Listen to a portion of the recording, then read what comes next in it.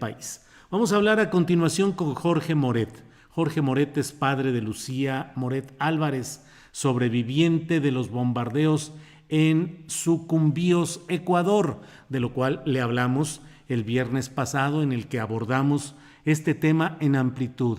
Recuerde que es el caso de estudiantes mexicanos, estudiantes de la UNAM, que fueron a un curso, a una conferencia, a un ciclo en Ecuador y fueron invitados a conocer un campo guerrillero instalado en Ecuador, pero fuerzas colombianas bombardearon, ingresando al territorio ecuatoriano sin ninguna autorización, ingresaron, bombardearon, mataron a 4 mexicanos y la sobreviviente fue Lucía Moret.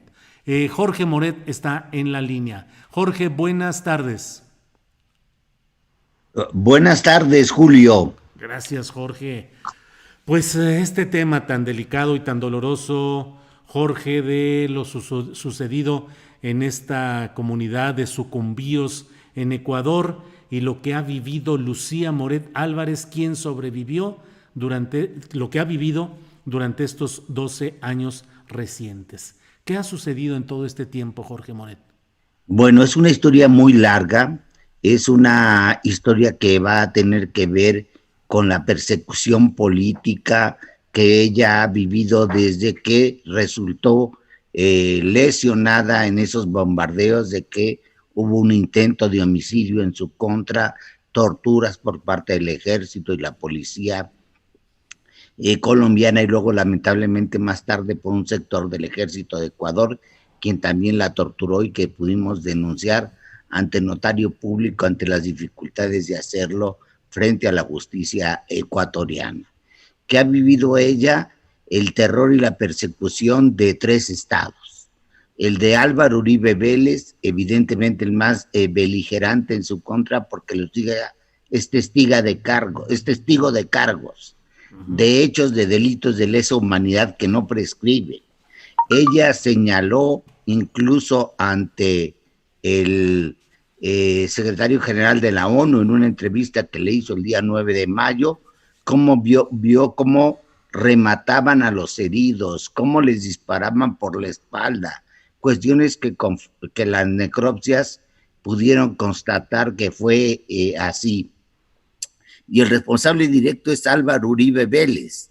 Entonces, Lucía se convirtió en una pieza muy débil de todo este rompecabezas, porque sobrevivió, hubo 25 muertos y solo 3 sobrevivientes. Lucía fue una de ellas, con graves heridas, con más de 50 fragmentos de esquirla en su cuerpo, con más de 40 días hospitalizada, pero se volvió víctima del terror mediático, de una campaña orquestada en su contra para desacreditar los casos de ella como testigo, y primero el Estado ecuatoriano la protegió, el fiscal dijo que no había nada que perseguir, el gobierno mexicano fue perfectamente enterado, yo directamente le envié a Calderón, y junto con los padres de los muchachos de Juan, de Verónica, de Soren y de Fernando, le enviamos un video que nos regalaron los periodistas donde se veía el campamento arrasado,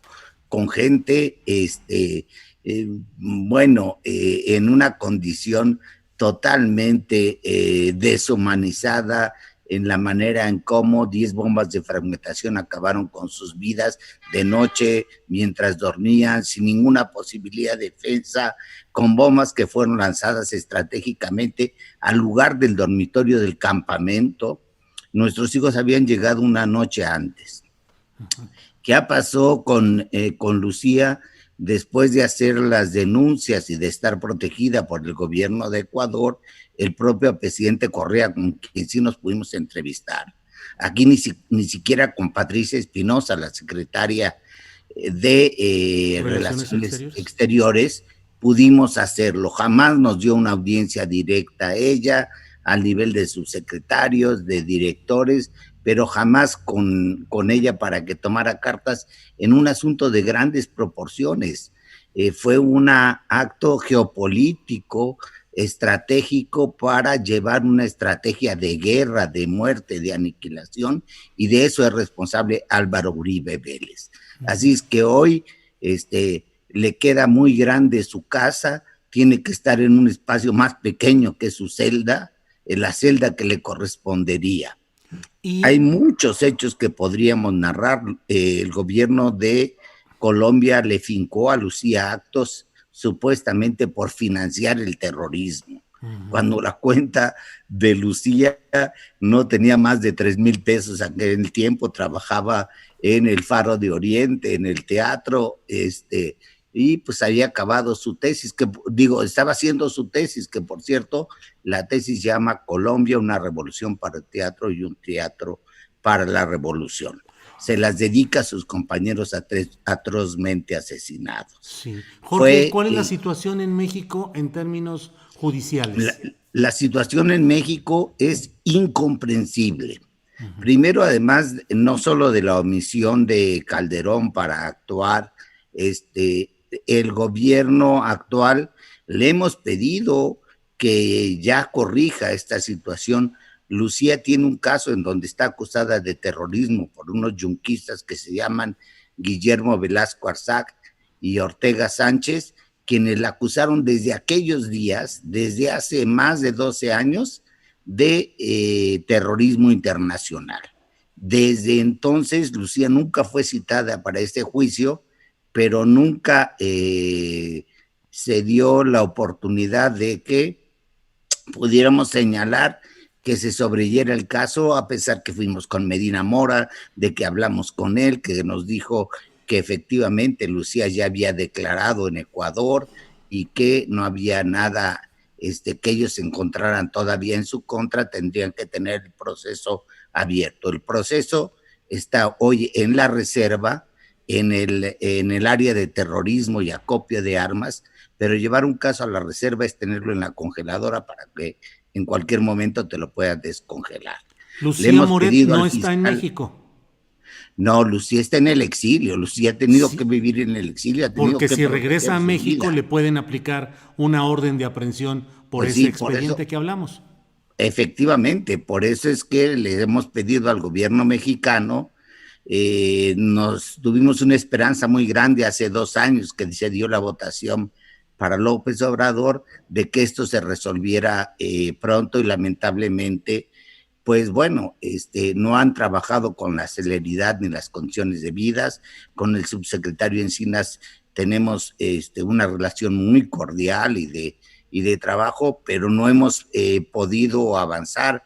Con el fiscal le pedimos una entrevista y 5 meses después nos contestó que era con la subsecretaria, que nos trató muy bien, pero sin duda alguna no nos han resuelto algo elemental, que el caso se sobresea, que Lucía pueda regresar a su país, y la persecución no ha sido con ella, ha sido contra toda la familia.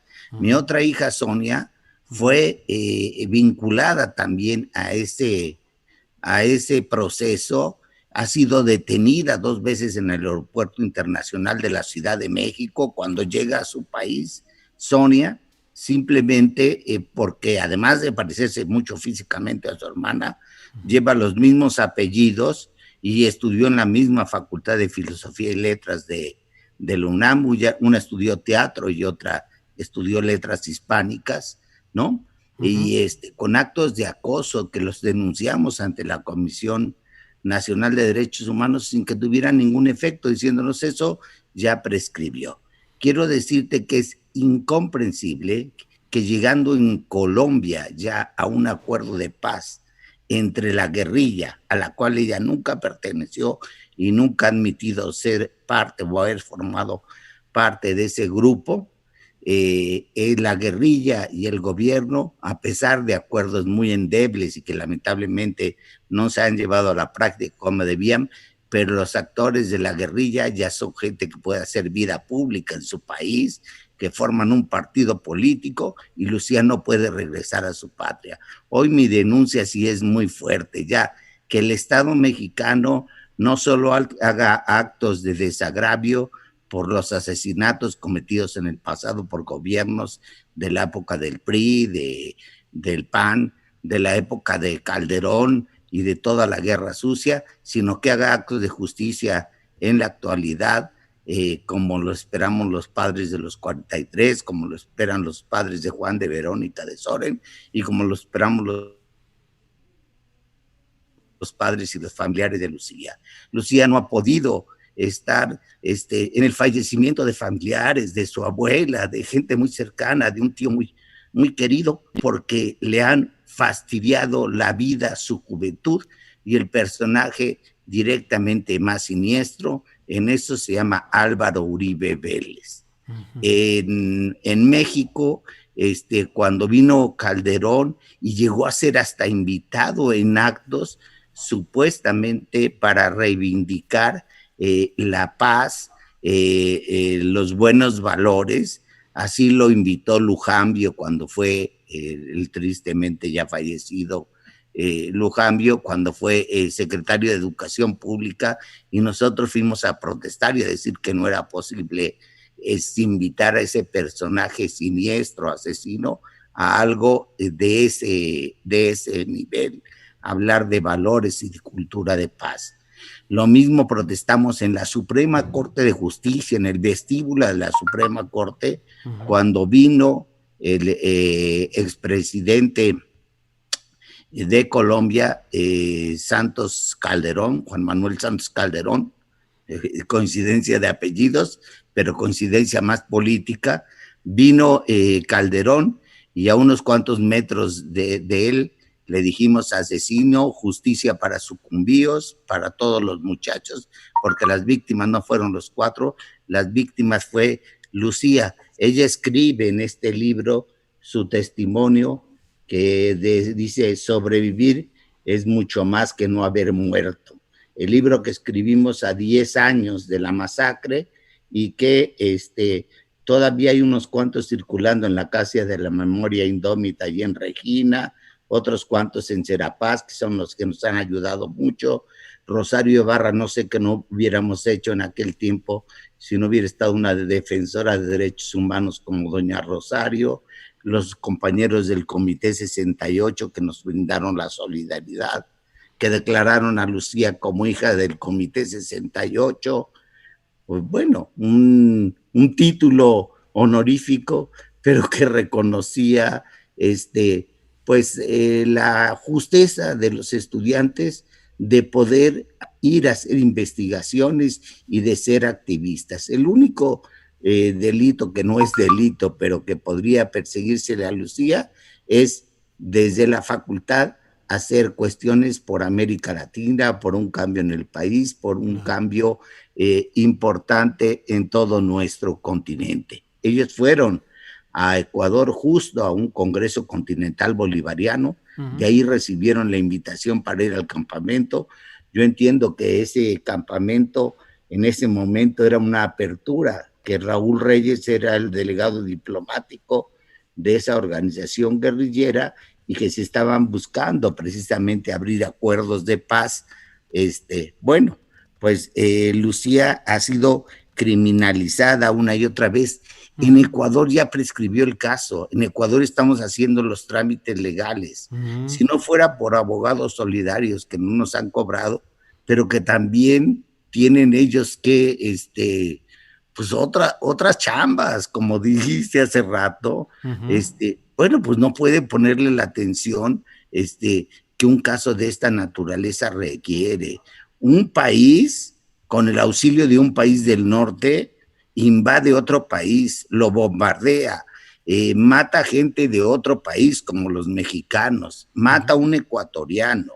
Del ecuatoriano incluso su estado, su gobierno llevó el caso a la Comisión Interamericana de Derechos Humanos, incluso la comisión lo tuvo que admitir en 2010 y a los familiares de Franklin Ayala los indemnizaron.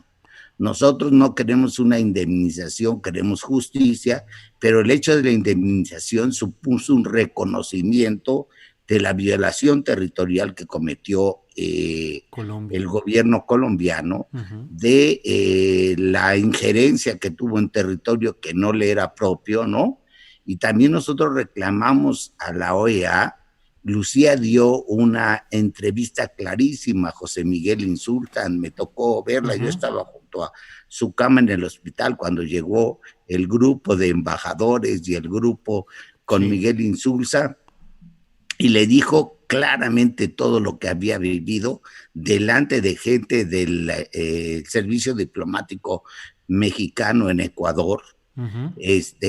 Lucía señaló cómo la amenazaron de muerte los policías y el ejército colombiano, cómo la vejaron sexualmente, cómo le dijeron que iba a ser la novia de todos ellos en otros términos, que se le iban a llevar a Bogotá y que ahí iba a pagarlas todas. Claro. Y cuando pudo reaccionaba y decía, cuando le preguntaban, ¿y qué estás haciendo aquí? ¿Qué está haciendo una mexicana en el campamento? Los policías o los militares